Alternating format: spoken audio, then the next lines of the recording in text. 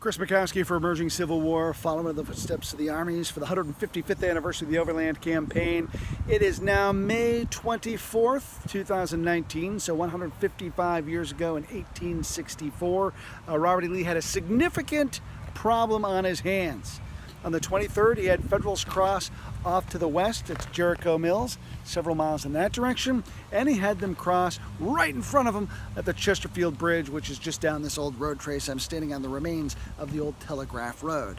Lee had watched that initial salvo open up, and sitting on the front porch of the Fox House drinking a glass of buttermilk, artillery shells started raining in around him. One of those killed one of his staff members. It also severely injured Edward Porter Alexander, bruising his ankles as a chimney collapsed. And so Lee's completely caught off guard. He was not expecting the Federals to cross here at all, and now suddenly he's got Federals aplenty. So what to do, I had asked yesterday. And that is his big question. So on the evening of the 23rd, he retires back from the Fox House, which is down that road, just about a quarter of a mile from where I'm standing. And he sits beneath a large oak tree, perhaps like this large one I'm underneath right now. This is a big old oak tree. And he sits on one of the roots of the tree, and he gathers his inner circle around him, and he hears from each of them, what should we do? What should we do? His corps commanders are there, Anderson, Ewell, Hill. He's got his map maker, Jedediah Hotchkiss, there with him, his chief engineer, Martin Luther Smith, Alexander to represent the artillery, and they all sort of offer their different suggestions. One thing they want to do is actually fall back to the railroad, the Central Virginia Railroad, which is back that way, about 3/4 of a mile, and dig in along the railroad embankment. That's going to give them a good, strong position to defend. The problem, though, is that particularly to the west, their flank is going to be vulnerable. There's no good, strong spot to anchor their flank. Federals could just kind of go further up the railroad, cut the line, and then kind of come barreling down on them. Smith is the one who proposes something radically different.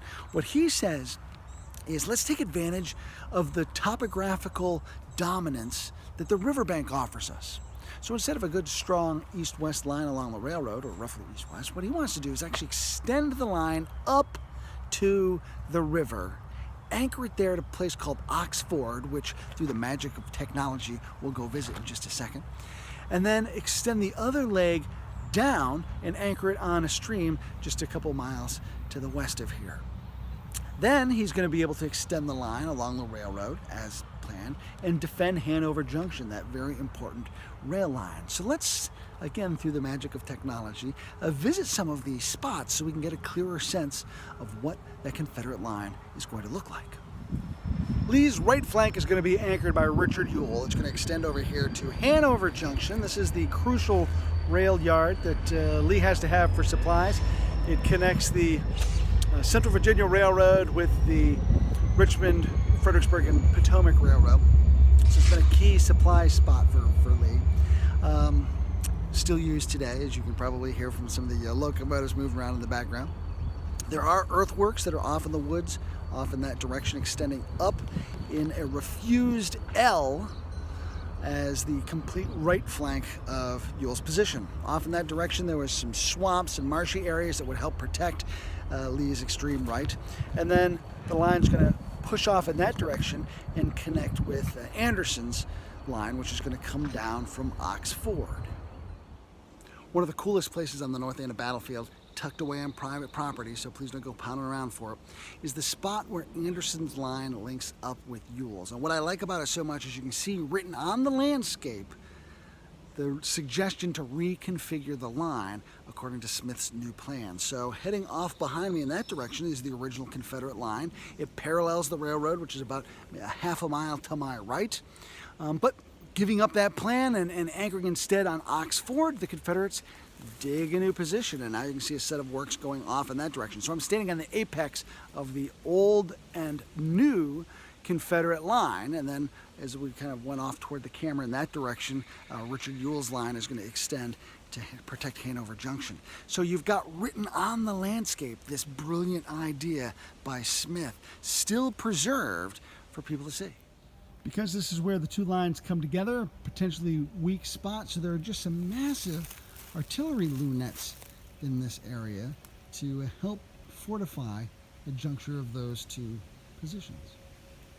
I'm now inside the Hanover County Battlefield Park for North Anna, standing next to the remains of the Ox Ford Stage Road, which is going to head down in that direction toward Anderson Station along the Central Virginia Railroad, and head that direction, where we'll go in a second, toward Ox Ford.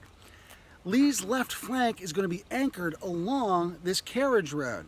Realizing that he can't defend the railroad itself, what he's going to do is then use the ridge line that is behind this road and put his 3rd Corps along this line. If you come out to the park today, the works that are along this stretch are absolutely fantastic. Some of the best earthworks you're going to see anywhere on any Civil War battlefield. They're absolutely pristine. You can also see the road trace here.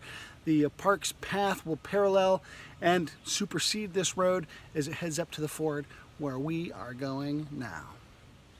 The linchpin of Lee's position is here at Ox Ford, and I've kind of got the camera at a funky angle to try to show you how steep this hill is behind me, with the river running down in the valley below.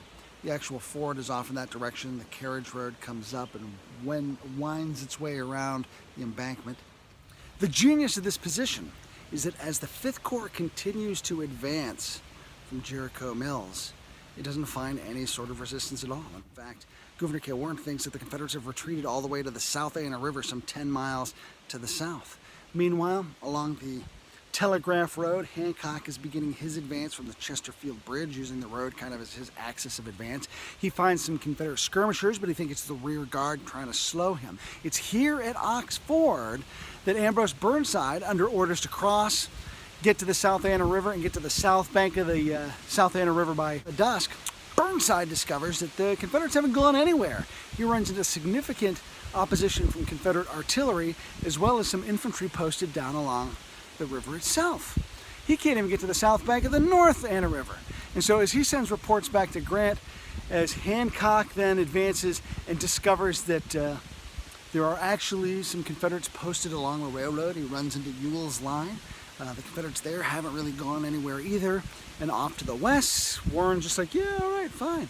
The problem is that the further Warren advances and the further Hancock advances, the farther away they get from each other, so that they are not in mutually supporting distance of each other. One wing of the army would have to retreat a couple miles, cross the river, march 5 miles one way or the other, cross the river again, and then advance. So they're not able to support each other. That's what makes this position absolutely brilliant. And so Warren, as he's out there just kind of hanging, he realizes that he's pretty exposed. Hancock, as he's out there running into some Confederate resistance, realized he's exposed. And suddenly, everybody realizes just how precarious the Federal Army's position is. And it's at this point that Robert E. Lee can spring his trap. Now, you probably know how the story ends, but I'm not going to tell you until tomorrow. I'm Chris Mackowski for Emerging Civil War.